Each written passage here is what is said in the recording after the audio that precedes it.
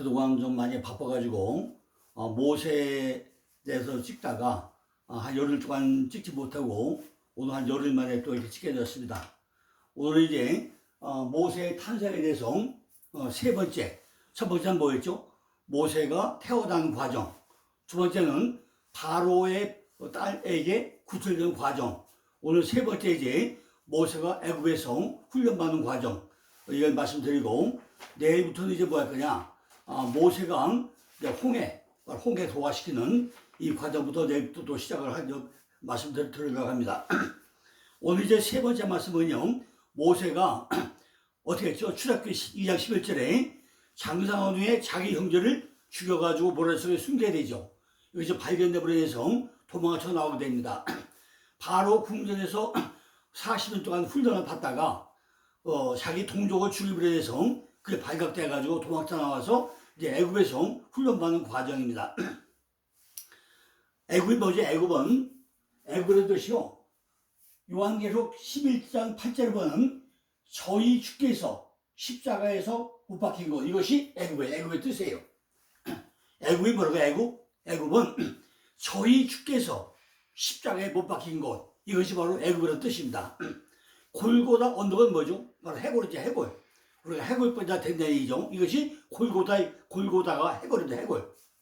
그런데 출애굽기 2장 15절 보니까 바로가 이 일을 듣고 모세를 죽이고자 해요. 뭐죠? 바로 사람을 죽인 거, 이걸 바로가 알고 모세를 죽이고자 해가지고 찾았다는 거죠. 모세가 바로 낯을 피하여 미디안 땅에 이름에 하루는 우물 곁에 앉았더라. 미디안 제사장에게 7 딸이 있더니 그들이 와서 물을 길어 구에 채우고 그 아비의 양무리에게 먹이로 한대. 이게 누구의 이야기죠? 지금 누구 낯을 피해서 도망쳤다는 얘기죠? 바로 바로의 낯을 피해서 도망쳤다는 얘기입니다. 그런데 우리가 여기서 구에 뭐죠? 바로 미디안 제사장 미드로 제사장 이드로에게 도망을 쳤다는 얘기입니다. 가보니까 미디안이 뭐래요? 미디안의 우물가에 앉아있었다는 것입니다. 미디안이 뭐라고요? 다스리다, 통치하다, 이런 의미가 미디안. 혈기를 부려가지고 그 도망쳐가지고 뭔가 다스림을 받아야 되고 통치를 받으러 떠나게 되었다는 것입니다. 그죠? 다스리고 통치가 떠났다는 것입니다. 출애굽기 2장 18절 보니까 그들이 그 아비 르우엘에게 이를 때 아비가 가로되 너희가 오늘 어찌하여 이같이 속히 돌아오냐. 여기서 르우엘은 누구죠? 바로 이드로의 다른 이름, 이드로의 이름을 다르게 불려가지고 르우엘 부르고 있다는 거죠. 근데 왜 하나님은 르우엘을 아니면 또 르우엘을 부르고 있다는 거죠? 이 뜻이 뭐죠? 르우엘은 하나님의 친구야, 하나님의 친구. 우리가 강도 높게 훈련을 받을 때 하나님은 홀로 두지 않는다는 거죠. 그러니까 우리에게 뭘 붙여주죠? 하나님의 친구를 붙여준다는 것입니다. 자, 지금 이제 모세장은 이드로잖아요. 그 우리가 이드로를 알아야만이 이드로가 르우엘이고 르우엘이 바로 레우레이고 똑같은 이름이죠. 르우엘이나 하나님의 친구랑 똑같은 의미를 가지고 있습니다. 그런데 그럼 우리가 미디안 제사를 먼저 알아야 될 거 아닙니까? 대상 2장 50을 보니까 야베스에 구한 서기관 족속 중 디랏 족속과 시마 족속과 수가 족속이지 이는 다 레갑의 집 조상 하마드에서 나온 겐 족속이더라. 이 말씀은 겐 족속이더라. 우리는 이걸 잘 이해가 안 가죠. 왜 뭐가 겐 족속인가? 성경은요 레갑의 집 조상 하마드에서 나온 겐 족속이라고 명시를 해놓고 있습니다. 레갑 족속은 겐 족속에 속한 사람들이라는 거죠. 우리가 겐 족속에 대해 가지고 보다 잘 이해를 하려고 하면 레갑 후손들이 어떤 사람이다 하는 것을 먼저 알아야 된다는 거죠. 그래야 명백하게 우리가 이해가 된다는 것입니다. 대상 2장 55절이니까 겐 족속 사람들이 서기관 족속에 있음을 말해주자. 서기관 족속 이걸 말해주고 있다는 거죠. 성경은요 겐 족속이 어떤 족속인가 어떤 구체적인 언급을 하지 않고 있습니다. 다만 성경에 언급된 것은 주로 황무지에서 살고 있다 하는 건 성경에 기록되어 있습니다. 그런데 사사기 1장 16절에 보니까 모세의 장인은 겐 족속이라고 나와요. 누가요? 모세의 장인이 겐 족속을 해요. 그 자손이 유다 자손과 함께 종려나무 소급에서 올라가서 아랏 남방의 유다 황무지에 이르러 그 백성 중에 거했다고 나옵니다. 그러니까 지금 모세의 장인 이드로가 어디 사람이에요? 바로 켄독소라는 거예요. 이드로를 가리켜 미디안 제사장이라고 표현하고 있다. 미디안 제사장. 그런데 켄독소라는 거예요. 우리가 그러니까 켄독소가 어떠냐면 확실히 알아야 성경이 이해가 될 거 아니겠습니까?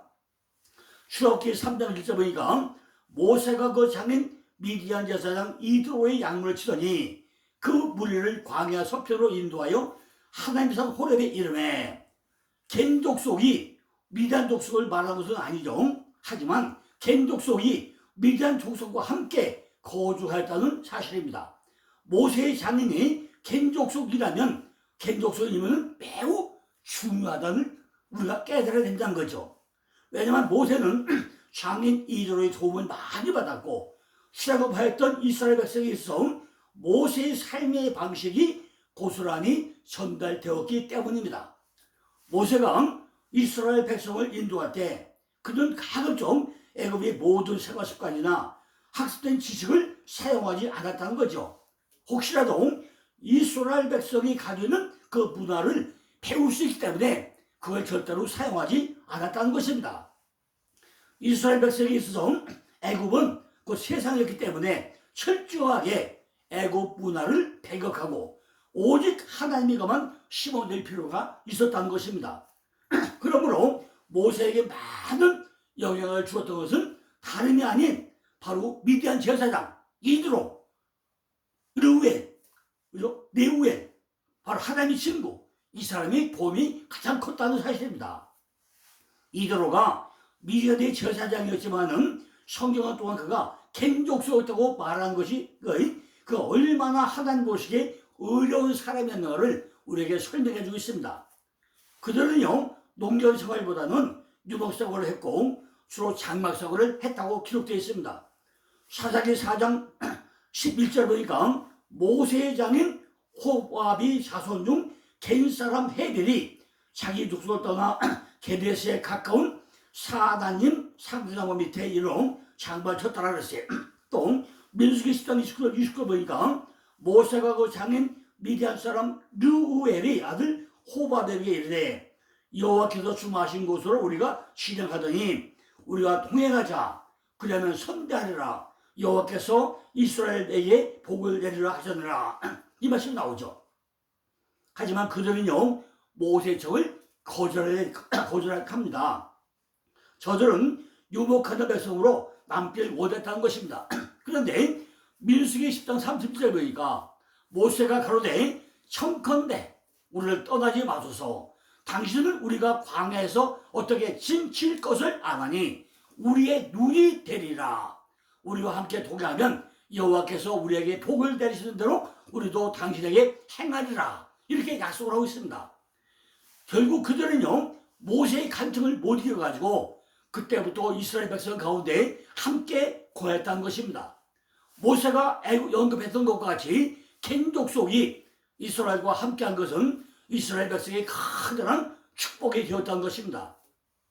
하나님은 겐 족속의 높은 신앙심과 건강심을 높이 평가하시면서 저들과 함께하는 백성까지 복을 내려주시다고 말씀하고 있습니다. 하지만 이사야 사사기 1장 16절에는 그들이 유다 황무지에 거했다만 언급되어 있습니다. 황무지가 뭐죠? 유목하기 매우 힘들기 때문에 그 황무지죠. 그럼에도 불구하고 저들이 유다 황무지에서 거했다는 것은 이스라엘 백성으로부터 천당을 받았다는 증거가 또 되기도 합니다. 만일 때 모세가 살아있었다면 어떻게 깨닫는 거죠? 모세가 죽고 나니까 이스라엘 백성은 자신들의 땅을 차지하기 위해 가지고 바쁘게 살다 보니까 나중에는 모세가 죽고 나서는 겐 족속을 돌보는 일을 다 쳐버리고 잊어버리고 말았다는 것입니다. 처음에 그들은 여호와께서 가나안에 입성하고 여리고에 거주했다고 했습니다. 성경은 여리고성을 가리켜가지고 종려나무 성이라고 표현하고 있습니다. 여호수아만 하더라도 저들을 가장 좋은 평야지대에 생활 터전을 마련해 주었었는데 하지만 여호수아가 죽고 난 후에 점차적으로 여리고를 떠나서 아람 남방 지역으로 이주하였고 결국은 유다 황무지에 거주하게 됐다는 거죠. 아무도 차지하지 않는 쓸모없는 땅에서 이스라엘 백성들을 위한 겐족속이 살게 되었던 것입니다. 이렇게 겐족속이 모세 당시에는 뭐예요? 우리 분이 되어달라, 떠나지 말라 해가지고 엄청난 도움받고 욕을 입었는데 모세가 죽고 나니까 똥침 개막대 마냥 전부 다 이렇게 대우를 못 받았다는 것입니다. 우리 주변에 살고 있다는 거죠. 사람들이 하나님께서 우리를 돕게 해가지고 손길을 마련해 놓았는데 우리가 보호받고 나면은 그 사람을 잊어버리게 된다는 것입니다. 하지만 정작 힘들고 어려운 순간들을 지나고 나면 우리도 우리를 도와주던 사람들을 전부 다 외면하고 만난 것을 여기서 우리에게 설명해 주고 있는 것입니다. 자, 그럼 이제 레갑 족속이 누가? 레갑 족속이 어떤 사람이냐? 다시 한번 짚고 넘어갈 거 아니겠습니까? 레갑 족속은 하나님으로부터 시당심과 경건심을 인정받았다고 레위기 35장 18절로 19절에 설명되고 있습니다. 그러니까 애굽의 신앙보다 미디안 제사장으로 있는 그 레갑 족속, 이 사람들이 모세의 그 이후에 모든 영향을 전부 다 준 것이 바로 왜요? 미디안 제사장과 레갑 족속이었다는 것입니다. 레갑 자손은 레갑 아들 요나답의 명령을 따라가지고 절대로 순종하는 삶을 살았다는 것입니다. 하나님은 이러한 그들의 순종심을 칭찬하시고 영원토록 하나님 앞에 나와가지고 시종들을 영예로운 자손으로 삼아 주셨다고 했습니다. 하나님 앞에 산다는 것은 레위지파 사람들처럼 하나님의 성전에 나오는 시종전 일을 하게 된다는 거죠. 포도주를 마시지 않고 집도 짓지 않고 파종하지 않고 포도원도 재배치 않고 평생을 장막에 거했던 것이 바로 요나들의 명령이고 레갑 족속이 삶이었다는 것입니다. 하나님께서 나시의 경우에 포도주를 입에 대지 못하게 하셨죠. 이것이 레위기 10장 9절입니다. 심지어 생포도주나 헌포도주도 먹지 못하게 했다고 민수기 6장 3절에 또 기록되어 있습니다. 제사장에게는 성소에 들어갈 때에만 포도주나 독주를 좀 금했다고 했습니다. 그런데 레갑 자손들도 나시린처럼 전혀 포도주를 마시지 않았다고 했습니다. 집을 짓지 않았다고 했죠. 언제든지 떠날 준비를 하고 있다고 했습니다. 파종하지도 않고 포도도 소유하지 않고 아무 소유가 없는 무소유 개념, 이것이 바로 레갑 족속이 생활했다는 것입니다. 유목 생활은 소유 개념이 아니죠. 이는 먹고 살기 위한 가장 기본적인 생활이고 명령에 순종하는 것이라고 예레미야 35장 10절을 설명하고 있습니다. 하나님께서 이스라엘 백성을 멸망시키기가 바로 뭐죠? 저들은 하나님의 말씀을 듣지 않았기 때문에 이스라엘 백성을 멸망시킨다고 했습니다. 이스라엘 백성이 하나님의 명령에 순종하지 않았기 때문이 아니라 저들이 하나님의 말씀을 듣지 않았기 때문에 하나님은 그들을 멸망시킨다고 설명했습니다. 이렇게 왜 이드로라고 하지 않고 여기서 르우에 아니면 레우라고 하고 있냐는 거죠. 하나님의 친구가 되어주지만 나보다 더 하나님께 가까운 사람을 우리에게 붙여준다는 것입니다. 우리가 가장 힘들고 어려울 때 하나님은 누굴 붙여줘요? 정말 하나님의 친구 같은 자, 하나님의 친구 같은 우리에게 붙여줘가지고 우리의 신앙을 도와준다는 것입니다. 하나님께서 더 가까운 사람, 나에게 친구로 붙여주고 직접 우리에게 친구가 되어주고 우리의 애절한 기도를 통해서 우리를 모두 들어준다는 것입니다. 내가 미디안 땅에 가서 훈련받을 때 부족한 부분들을 전부 다 돕는 자로 누굴 붙여줘요? 레갑 족속인 미디안 제사장 이드로를 붙여준다는 것입니다. 근데 왜 그건 똑같은 제사장인데 앞에서는 느웨라고 하고 뒤에서는 이드로라고 하고 왜 이름이 바뀌냐는 거죠. 율법 상태와 복음 상태 다 넘어간 거 아니겠습니까?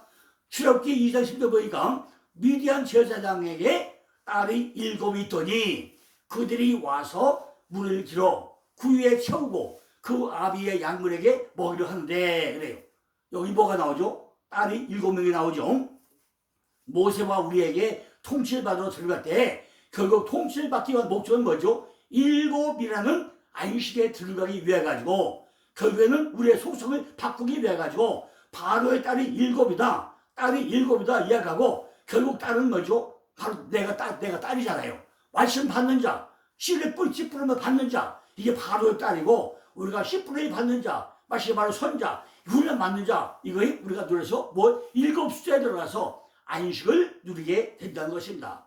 그러니까 하나님이 언약 안에 일곱 맹세 안에 들어가게 하니까 뭐가 나와요? 일곱 딸이 나와가지고 하나하나 단계 넘어갈 때마다 우리가 뭐죠? 일곱 딸의 역할, 말씀 받는 역할, 실을 받는 역할을 하는데 일곱이 전부 다 뭐죠? 그 이름을 그 아내 이름이 뭐예요? 딸이 있는데 그 아내 이름은 십보라. 아내 이름은 십보라 아니면 칩보라. 칩보라 뭐죠? 칩보라는 춤추다, 뛰어넘다, 멸류관을 의미한다. 뭐예요? 칩보라가 뭐래요? 춤추다, 뛰어넘다, 멸류관을 의미하는데 내 안에 일곱 숫자로 넘어가서 일곱 딸의 역할을 제가 하고 나면은 그 안에 칩보라는 춤추면서 뛰어넘어가면서 멸류관을 얻게 된다는 것입니다. 우리가 이렇게 하나하나 전부 다 말씀을 받는 과정이 그냥 쉽게 하는 게 아니라는 거죠. 우리도 반드시 어떻게 돼요? 일곱 숫자 안에 일곱 안식 안에 들어가야 된다는 것입니다. 우리가 미디안에 가서 훈련을 받으니까 하나님의 친구를 붙여주시고 너무 훈련만 받으면 못 살니까 십보라를 들어가지고 춤추면서 뛰어넘으면서 그때마다 뛰어넘을 때 뭐예요? 우리에게 멸류관을 주어가지고 기쁨을 준다는 것입니다. 하나님에게 통치받을 때 누군가 붙여줘가지고 그 사람과 더불어 동거하기를 기뻐하면서 뛰어넘는다는 것이고 그것이 바로 뭐예요? 우리에게 멸류관이 된다는 것입니다. 출애굽기 2장 22절에 그 아들을 낳음에 모세가 그 이름을 게르솜이라 해가지고 내가 타국에서 갱이 되었음을 믿어라. 드디어 아들을 낳게 되죠. 드디어 모세가 칩보라 쪽에서 아들을 낳게 되는데 그 이름이 뭐예요? 게르솜. 그죠? 게르솜이라고 한다. 게르솜이 뭐죠? 나그네, 추방, 쫓아낸 이런 의미 가졌습니다. 게르솜이 뭐죠? 아들의 이름인데 나그네, 추방, 쫓아낸 이런 의미입니다. 하나님의 나라는 내가 완전히 들어가기 전에는 나에게서 아직 타국을 한 거죠. 지금 모세가 어디가 있죠? 지금 유대인인데 태어나가지고 지금 전부 다 출발해서 애굽에 갔다가 바로 구출을 받아가지고 다시 또 애굽으로 와서 지금 훈련받고 있잖아요. 그러니까 이런 과정을 거쳐서 내 안에 일곱 숫자가 다 완성되고 나니까 내 안에 육적인 속성까지 있을 때 뭐요? 내 안에 타국인데 이걸 전부 다 벗어놔야 된다는 거죠. 내가 게르솜, 내가 타국이고 나그네고 추방당해야 될 자라는 것입니다. 그러니까 멸류관을 받으면 하나하나 전부 다 육적인 속성을 추방시켜가지고 거기서 해방돼야 된다는 것입니다. 출애굽기 3장째 보니까 모세가 그 장인 미디안 제사장 이드로의 약물을 치더니 그 무리를 광야 서편으로 인도하여 하나님의 산 호렙에 이르매 드디어 하나님에서 호렙에 됩니다. 이드로는 바로 야타르에서 유래했고요. 뛰어난 탁월한 이런 의미를 가지고 있죠. 우리에게 훈련을 받아가지고 멸류관이 되고 나면 드디어 뭐예요? 위대하고 탁월하게 된다는 것입니다. 드디어 하나님의 산 호렙에 이르는데 출애굽기 3장에 보니까 여호와의 사자가 떨기나무 가운데 그에 나타나시라.